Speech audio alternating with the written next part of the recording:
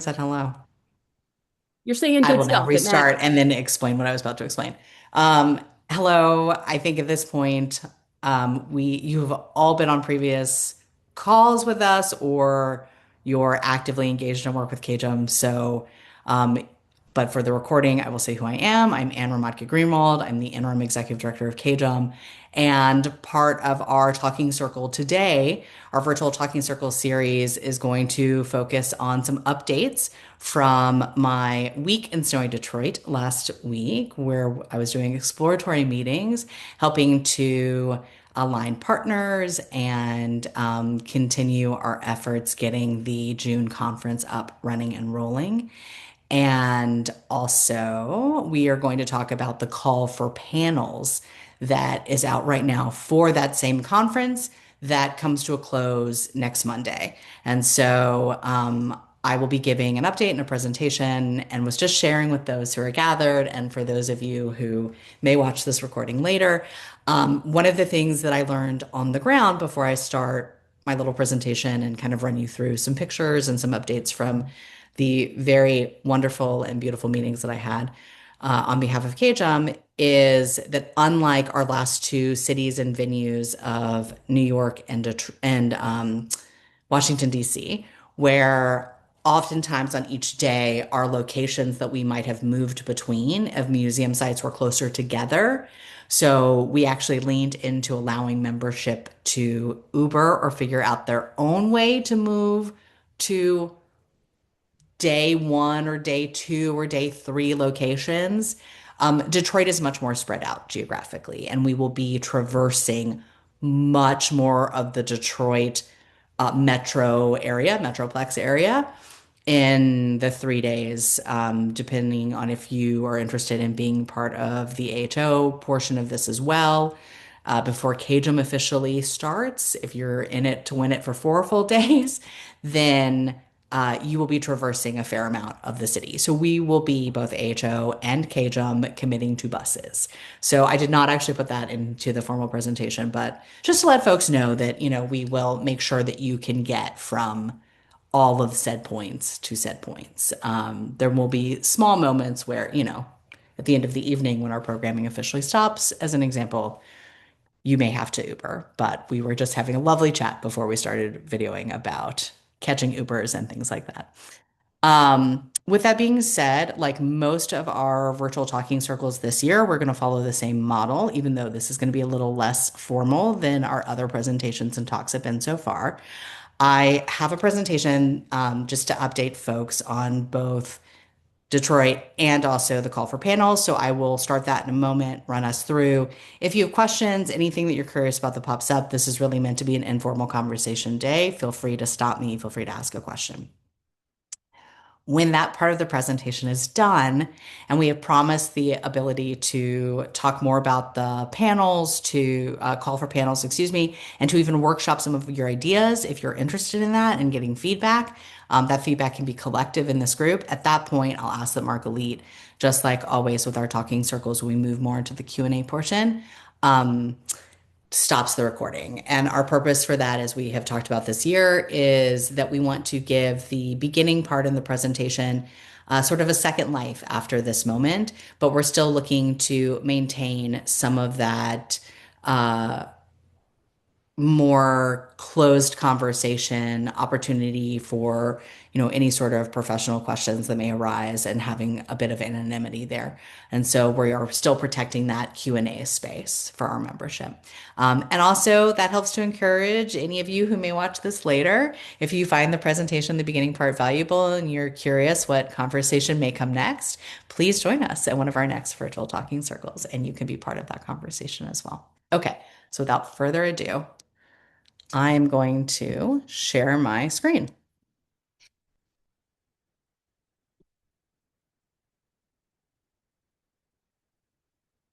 Okay. I'm not going to tell us our mission because we all know who KJM is, but this is just as a reminder, some of the flavor of past conferences and what to inspect in general. So we always have panels, plenaries, concurrent sessions. Some of this will come out too later when we're talking about that call for panel, what we're looking for. You can also see images of individuals, right? Like at the top left-hand corner, that's an image from a past talking circle. So we'll talk more about those in case you haven't participated in a talking circle in the last conference model, because it is different from our virtual talking circle series, although our virtual talking circle series gains its name from this origin of the talking circles at our conferences. You can also see individuals that are in museums, at exhibition sites. So, in addition to visiting various venues, to having conversations in different spaces, we often tour core exhibitions. We also try to plan field trips. All of those things are in the works for Detroit. As a reminder, CAJM actually has been to Detroit once before, officially for our conference series, but it was quite some time ago. It was in 2012. And at that time, the central themes focused on place and purpose. It was a very different moment in Detroit's history and a very different moment in CAJM's history and a very different moment in, frankly, the world's history. A lot has happened since 2012, as we all know. And so CAJM has expanded and reimagined its conference model since then. And Detroit's Jewish arts and civic landscape has also evolved, innovated, and grown. So it makes this ripe for rediscovery and new partnerships. Um, Many of you probably are very familiar at this point that what I'm talking about in our reimagining conference model has been, since coming out of the pandemic, has really been that KJM has expanded its reach and conversations by looking for conference partners. And that first started back in New York in 2022, where we teamed up in partnership with the Association of African American Museums, AAAM, and then in DC with both the summit and the conference open to the full membership, both teaming up with MLS and also for the conference, a more perfect union. And so, expanding on that model, we are teaming up for the first time in both organizations' history with the Association of Holocaust Organizations, AHO, which is really interesting. It's interesting to think that in both the history of both organizations, where there is natural overlap of membership, that this is the first time that we are taking this moment uh, to come together. And honestly, a really powerful piece of last week's conversation and meetings was being on the ground with Susan Myers, who is the president of AHO, and just really hearing, feeling, seeing, moving our way through these conversations with partners on the ground about what this is going to look like and the excitement that that was building. And that was really wonderful and quite incredible. We have three incredible conference co-chairs. Jamie, who's representing Zuckelman, Susan, who many of you know, who's with Yiddish Book Center and who happens to also be on our executive committee as treasurer, and Gemma, who is the vice chair of KJM and executive director of the American Jewish Historical Society. They are all incredible, and Gemma was one of our last speakers in our virtual talking series. Just last week because we were off our weeks. So thank you for those who have really committed to be in this 2 weeks in a row. So our theme is facing the future, museums as catalysts for connection and change. Um, this is not 100% official, so you are definitely, that's the beauty of you joining us in this moment, is that you are seeing sneak peeks. We are in the process of formalizing the contract. So once that contract is set, you'll have that code when registration opens and you will be able to know your next steps, but it's looking strongly like our hotel. For sure, the hotel will be in downtown Detroit. That is 100% set. And it's looking like it will be the DoubleTree Guest Suites Fort Shelby in downtown Detroit. So this is a little bit of a look into the two rooms that they offer, and also showing you that this is a historic hotel. So one of the very fun and interesting things in this hotel is there is sort of historic memorabilia that is scattered throughout. So I know that our CAJM members and I think our AHO members will just get an extra kick out of, the historic aspect of the hotel. And so I think that'll be a fun bonus, but also the rooms were very generous. It was really, this is like just a weird sort of geeky moment to share with all of y'all just to get you excited about the hotel. Because I feel like when you come back at the end of a long conference day, your hotel room actually really matters, right? Like that is kind of your comfort and your sanctuary. You can see in the picture, both the historic and the newer photograph, that it's actually a really big building. When DoubleTree took it over, they made a choice when they renovated and gutted this space because it had remained vacant in downtown Detroit for decades.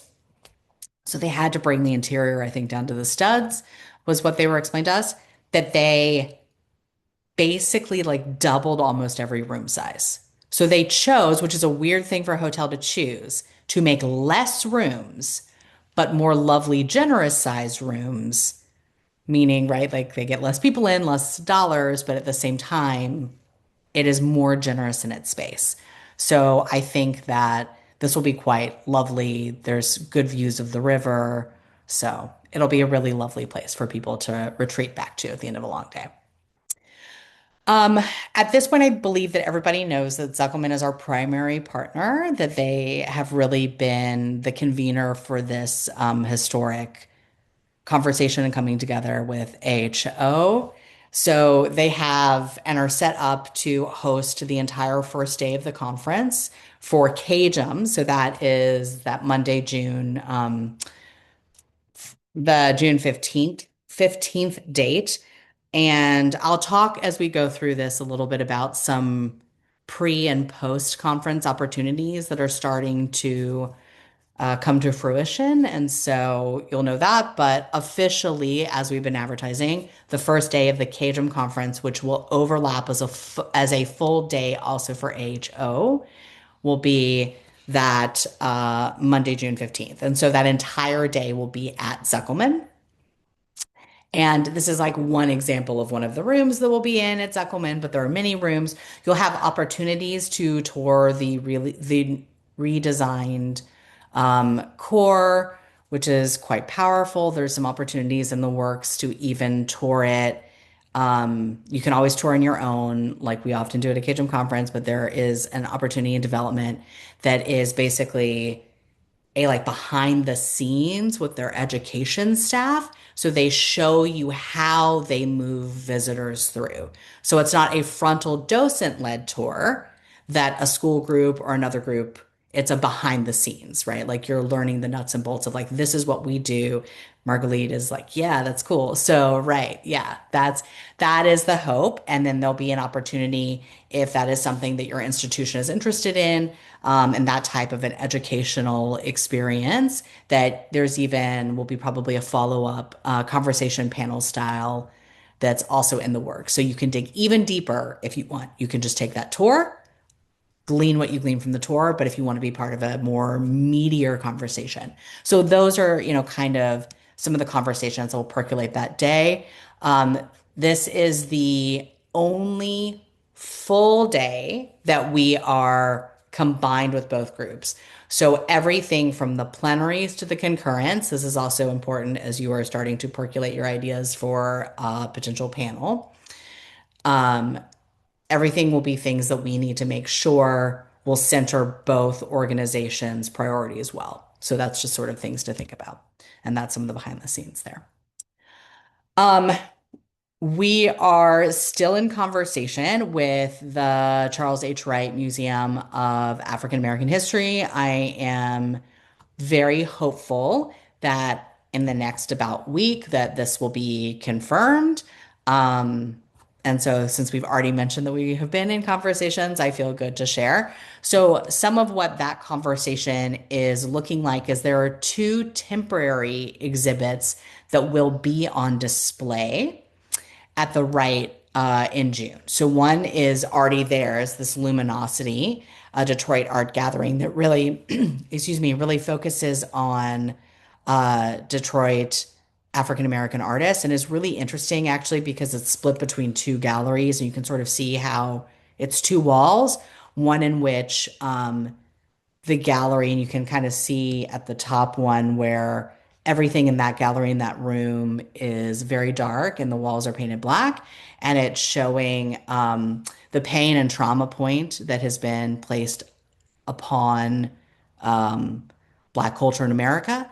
And then you can see in the lower one, and then in this bigger installation image, the second room moves into a space of light, right? So there's this balance between that darkness and light that Black artists living in Detroit are very aware of, obviously, and are creating work in response to.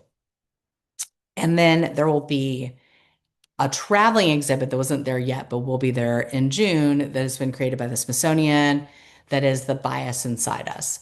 And so, part of the conversations that will most likely emerge in this day are, and this would be a half day, most likely on Tuesday, would be around, looking at that intersection not only of Black Jewish relations, but also Jews of color, and what are the ways that on all levels bias, bigotry, hatred affect the work that we do in this world. And so that's a bit of what that intersection will hopefully yield, those types of conversations. We are confirmed at the DIA, so that is exciting. That was a big, wonderful end of my conversations. So that will be our last venue for sure on Tuesday, June 16th. So we will end the conference at a little bit before lunchtime at the DIA. We'll be with them in the morning time. You can see, and many of you may have already been in the call back in December when we did a virtual talking series with James Schneider, Executive Director of the Jewish Museum in New York, that they right now have this guest of honor exhibit, and you can see the Rimonim that are on display here. This is an example. I apologize because it's from my phone, so it's not a great picture. That is on display right now there. And so the Jewish Museum has loaned 12 ritual objects through this guest of honor collaboration and partnership. They are scattered throughout the full museum. I walked the full museum. I found all 12 of them.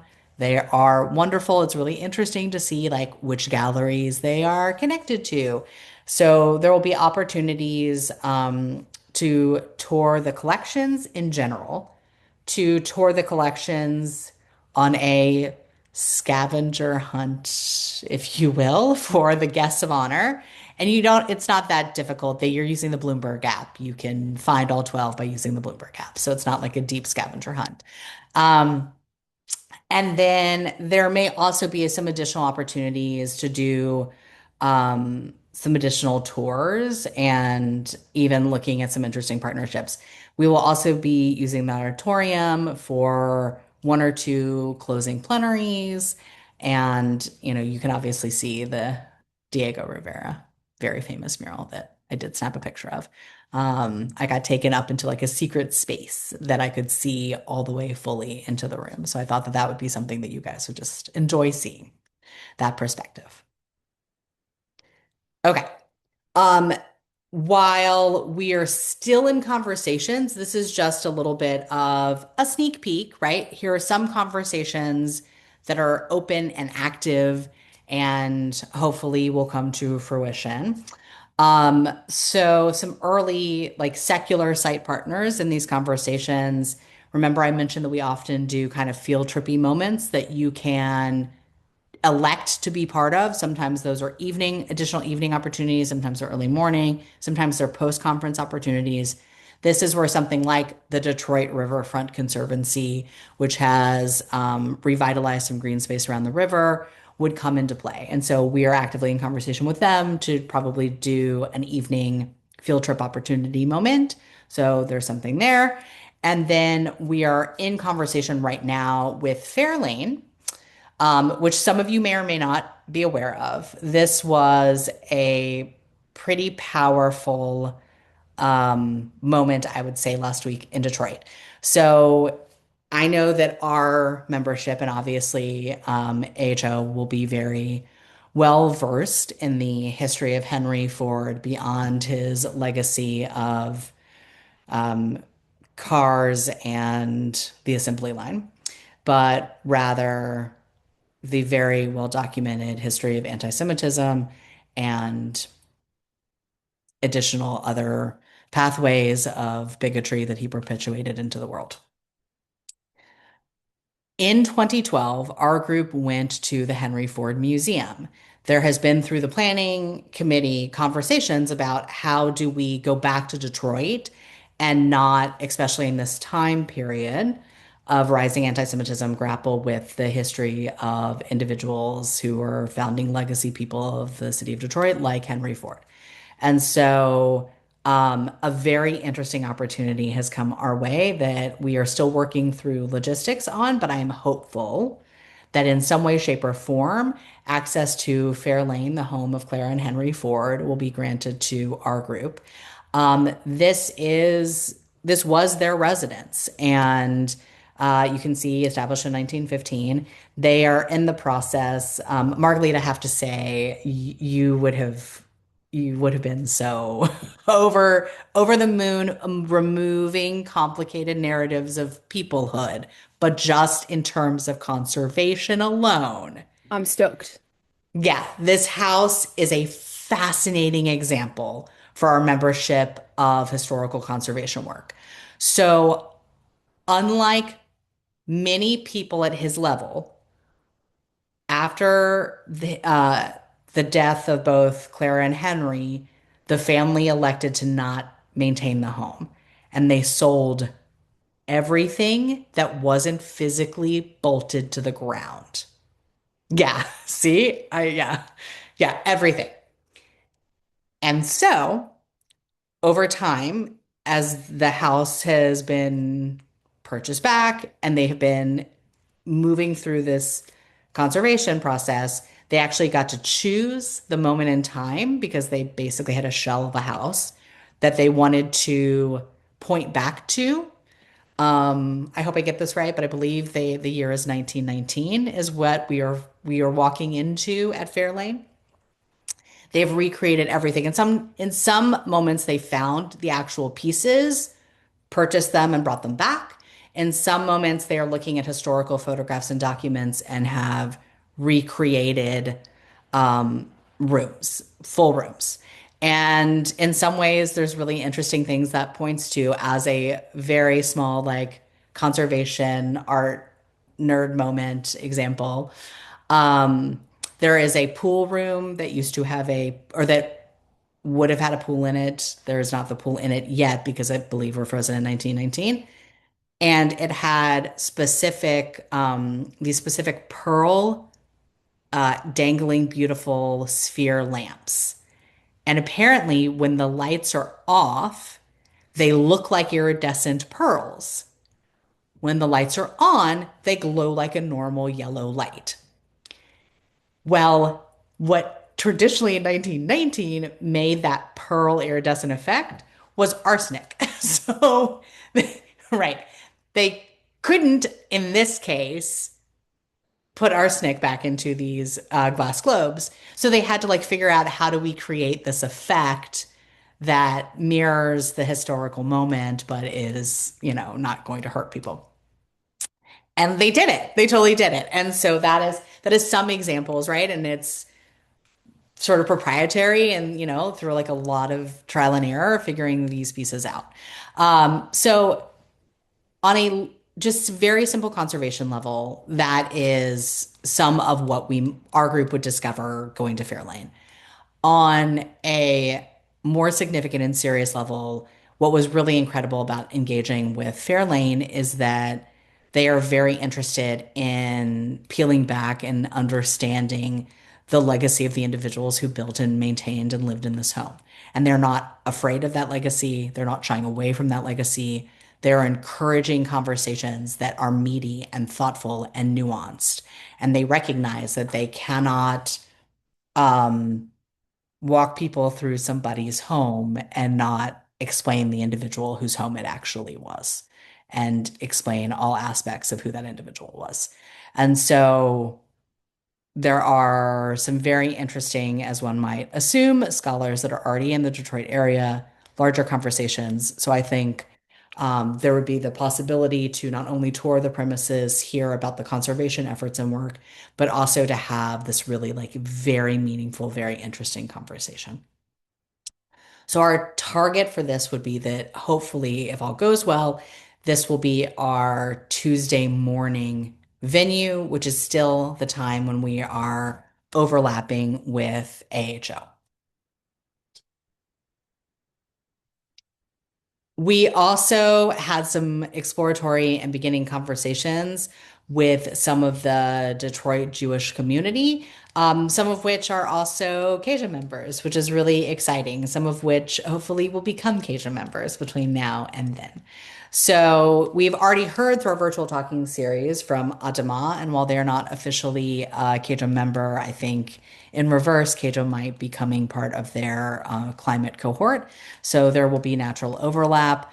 The Jewish Historical Society of Michigan is a CAJM member and will be featuring prominently in our Detroit conference. They do, as an example, they have interesting like Jewish behind the scenes tour of the DIA that does not include guests of honor. It might include guests of honor now, but it's looking at things like who was the Jewish individual that was painted within the Diego Rivera mural. So taking you into different parts of the gallery. So there might be an opportunity, to do that specific tour either early in the morning at the DIA or maybe even as a post-conference option for individuals who will fly out later that day but want to stay around to do one more thing with us.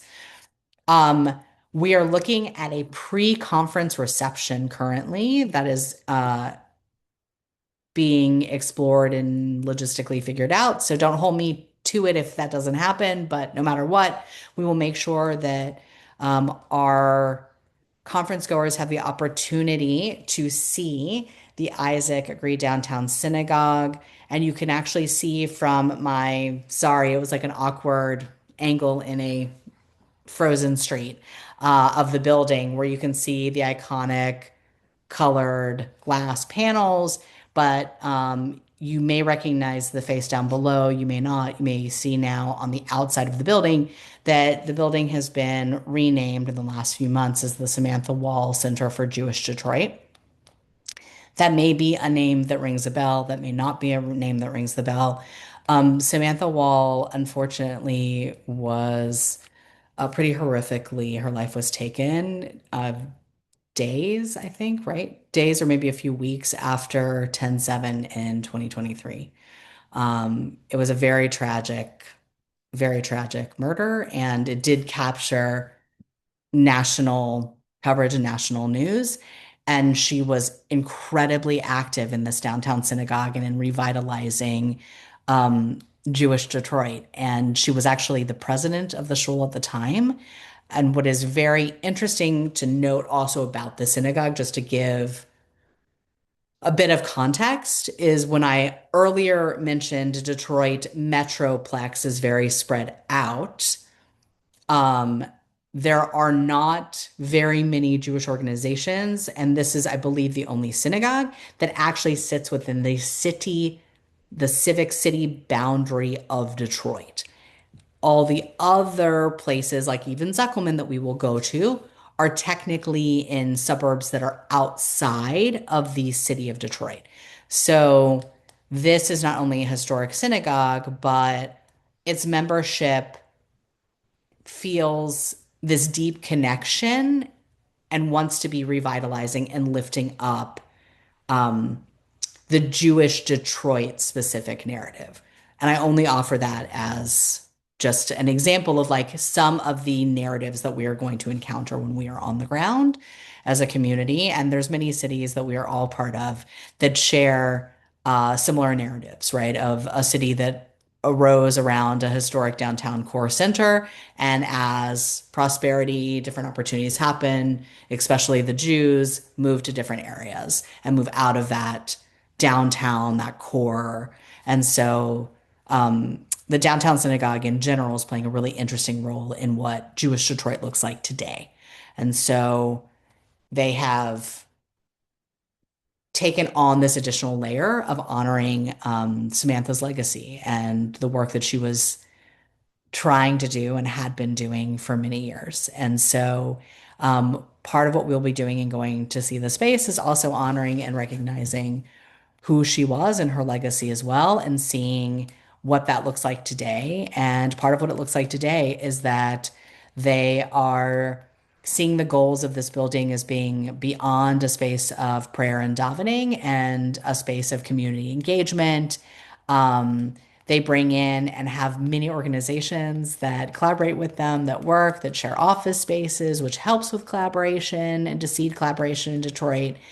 And they have an active gallery space and art space. And I think that that's also something very interesting to point to for our membership. So hopefully for those of you, and this is like to help pepper that planning, if you are coming in on Sunday, knowing that our conference will start early Monday morning, keep in mind we will most likely have this pre-conference reception meetup at the downtown synagogue. So, and that will be like a first chance to both see your CAJM colleagues and also begin to meet your AHO colleagues who you may or may not know very well. Okay, we're now transitioning into the call for panels. So if you've already looked at this, and this is language that's already out there about the conference, so I'm going to go probably, hopefully, a little bit faster. So we're looking at innovation, reinvention, hope, and honesty, Detroit as a learning landscape, museums as catalysts, right? These are our big themes. We're asking for individuals and organizations as they're thinking through possibilities for the call for panels to think through a conference track.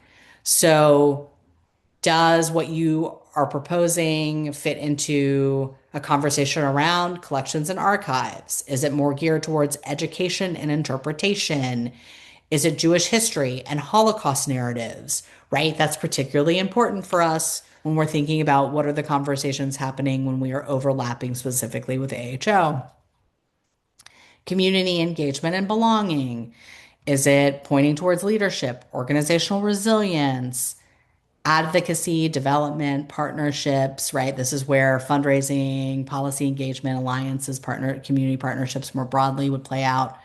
Marketing and communications. What are you doing with storytelling, branding, outreach, technology, innovation? And then we are also always interested because a large portion of both of our audiences, AHO and KJM, are smaller and even mid-sized or adaptive models of museums and archives. And so, how do you scale? What are your practices? How do you sustain your organization? Those are all conversations that are very vital. Okay, so in our proposed session format, this is a little bit of why I started with those pictures at the very beginning. I probably should have moved that slide. Now I'm realizing it to this part, but that's okay. Is there are a few things that we always do and a few things that we're encouraging and help us think outside the box, right? We can try new things. Um, Many of you would know, having gone to CAJM conferences, that we often have frontal panel discussions. We steer away from a scholarly academic paper style reporting. So a sage from the stage is sometimes, an acute way how people talk about that. That is not our typical model. Our typical model is more of either fireside chat, or which might be like two people, or a moderated panel type discussion. Now, sometimes we also do workshops, right? And we have definitely had hands-on, participatory, interactive workshops at conferences. We also, sometimes have performances, interactive sessions. The fishbowl idea is placed on here as an example of a different way to lead a panel that breaks up the frontal formality of basically, three or four people on a stage. Fish bowls, if you have never seen them, are usually at least two circle rings. So one who's an inner group of individuals talking and are very useful if it's about hot topics. This is actually like a Mennonite. It comes out of the Mennonite tradition. And usually there's a facilitator or a moderator who is helping the individuals that are seated facing each other in that fishbowl. So in that fishbowl facing each other, who are helping them move through the question, through whatever questions, dialogue is happening. The outer ring, if it's the people who are the audience, let's say, are meant to actively listen. So what is different about a fishbowl typically is that there's no Q&A. What's different about a fishbowl is that you were just supposed to receive the information and hear it and then later process. But it's not actually meant to be a back and forth potentially with questions in an audience. And that's how it helps with hot topic issues, right? Like in a scenario, as an example, if there was a fishbowl around anti-Semitism as a topic, you might be listening to individuals tell their own experiences of moments of anti-Semitism. And then you're there to hear and receive them and not to challenge, question, or even place your own experiences other than whatever it brings up for you, right? But you're not immediately in response to that. So this is just an example of different styles, right? Another example that's not on there is a lightning round session, right? I like to do these sometimes with panels where instead of four people, I have six or seven people up on a panel, but it is insanely tight timeline. We run through it in advance. I do this a lot when I do artist panels, right? And everybody has to give answers that are no more than a sentence long, more like a phrase, right? And so it's very, very, very, very, very fast. And also with that, with a lightning round panel style, you don't open that up for questions either, because then, you kind of lose that fast control and people will go on a narrative. Um, we're looking for anything like that, right? Like just because CAJM has often done frontal panels, it does not mean we have to only do frontal panels. So we can shake things up, and at different times in CAJM's history, CAJM has chosen to, shake things up. One year they did Pechakucha style artist talkbacks that were peppered throughout the entire conference, right? So help us think outside of the box. This is an open invitation to our community to do that. Okay, tips for a strong submission.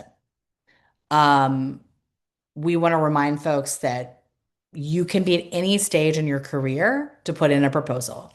We want proposals from emerging professionals, first-time presenters, colleagues, like I said, from small or under-resourced institutions. You do not have to be the executive director or the vice president or the advancement lead director. Like, you don't have to have a senior title in order to put forward the strongest proposal. We're looking for things that are grounded, that are innovative, that are showing reflection, that feel relevant for our time. Um, right? Like lead with motivation, your credentials can follow.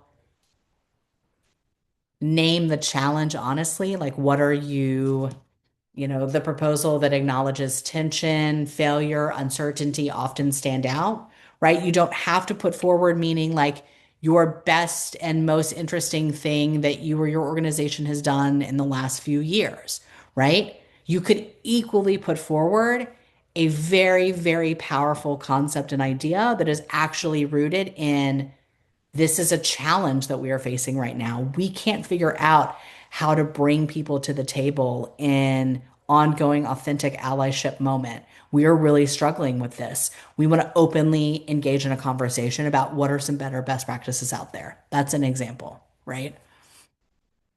Um, be specific, concrete examples, outperform vague promises of a conversation or a dialogue. Tell us what you actually want to happen in that conversation or dialogue. Design for the attendee. Ask what will somebody do differently when they return to their institution because they attended this session.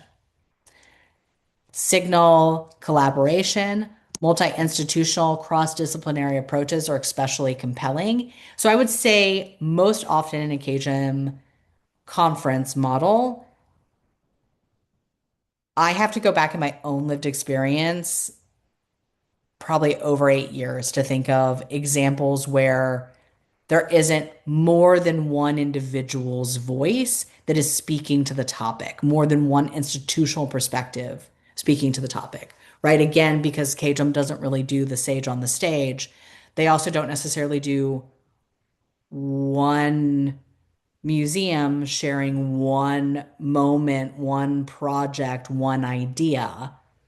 That's very, very rare, right? It's much more interesting to take whatever the idea is, whatever the project is, whatever the theme is, and find more than one example. Okay. To hear different approaches, different thoughts around it. Engaged session design. This is what I just talked about, that fishbowl example, right? Interactive, dialogic formats are strongly preferred. As I've been saying, sage on a stage is discouraged. Okay. Um, Also, this is really what is counterintuitive to many submission processes that are out there. You don't have to have this be fully baked and fully ready. That's part of what our conference team is looking to be part of. So we are actively encouraging your creativity, your thoughtfulness, and get the idea in by the 9th so we can review something. And if we see that kernel, if we get where you're trying to go, we are here to help you in some way move towards that finish line of how we might take that idea that you've started and help zhuzh it into a conference ready moment. I think that was yes. Okay. So I'm now going to stop. Thank you, Marlene. Um, I think we can stop recording. And if folks want to, now we're going to transition into open conversation.